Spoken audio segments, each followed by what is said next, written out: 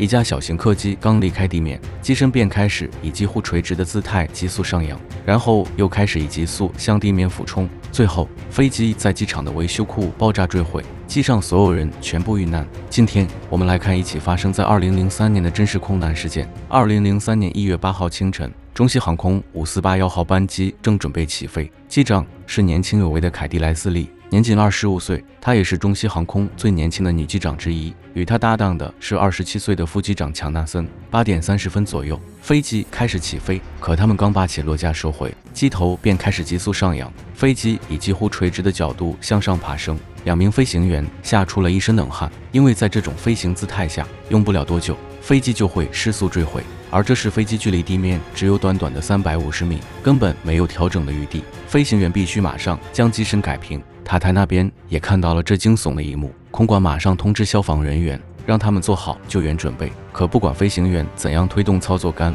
机头却始终无法压低。很快，飞机就因升力不足开始失速，机身开始向左倾斜，并向地面冲去。恐慌的情绪布满了整个客舱，不管飞行员怎样拉动操作杆，飞机依旧以高速向地面的停机坪冲去。此时的停机坪上停满了飞机，那些飞机里都坐满了乘客。如果飞机在那里坠毁，后果将不堪设想。为了不撞上地面的客机，机长拼命地将飞机往旁边拉，并成功地避开了停机坪，但他们却撞上了机场的一座维修库。因为飞机刚加满燃油，所以坠地的瞬间就发生了剧烈爆炸，维修库瞬间燃起了熊熊烈火，大火开始迅速地向周边蔓延。幸好坠机地点就在机场，之前待命的消防队第一时间就赶到了现场。火势得到了控制后，眼前的景象震惊了在场的所有人，整个场面就犹如人间炼狱，到处都是飞机的残骸和人的残肢断臂。该次救援后，几乎所有的消防员都接受了心理治疗。据事后统计，机上的19名乘客和2名机组人员全部遇难。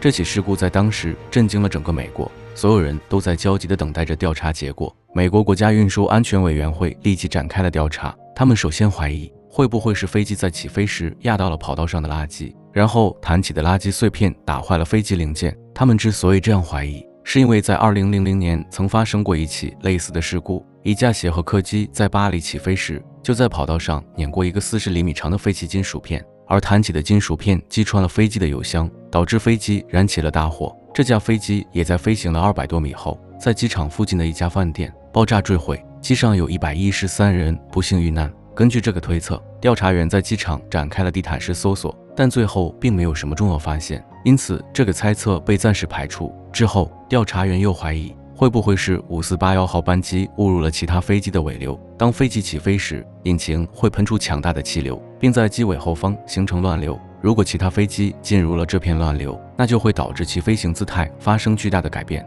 而5481号班机在起飞前，恰好就有一架飞机刚刚起飞，2架飞机起飞的时间仅相隔短短的3分钟。如果5481号班机误入了这架飞机形成的乱流，那它的飞行姿态就会急剧改变。但调查员经过电脑模拟后发现，2架飞机的飞行轨迹根本就没有重叠，所以这个猜测也被排除。就在这时，调查员在坠机现场发现了一个重要线索，残骸里有一根断裂的升降舵控制缆线，这种缆线一共有2根，它们分别连接着驾驶舱的控制杆和机尾的升降舵。升降舵是控制机头抬起和压低的重要部件。调查员发现其中一个连接缆线的节点没有装好，这就导致2根缆线的长度不一致，这让飞行员在操作控制杆时，升降舵向上偏转的角度无法达到最大值。通俗点说，就是飞行员只能让机臂极限抬起，但不能最大限度的压低。这就解释了在当时无论飞行员怎样努力都无法将机头压低。顺着这条线索，调查员找到了当时负责维护的地勤人员。这位地勤人员是一个刚入职的新手，他的维修主管负责在旁边指导。升降舵的维护程序里共有25个步骤，可维修主管为了节约时间，竟然让这名新手直接跳过了其中的9个步骤。这9个步骤中的其中一个就是升降舵最大角度检测，恰好就是出现问题的地方。但面对调查员的询问，维修主管却觉得自己并没有问题，因为所有的飞机都是这么检查的。那其他的飞机为什么没有出事？虽然维修人员确实存在着违规操作，但他的话也不无道理。这说明导致空难的原因不止一个。随着调查的继续，还真发现了问题。飞机在起飞前对重量有着严格的要求，尤其是这种小型的飞机是绝对不能超重的。调查员翻看了当天所有乘客的体重以及行李重量后发现，当天的548号班机竟然超载了整整520斤。经调查后发现，原来当时计算重量时，并不是像我们平常体检时那样去测量每一名乘客的体重，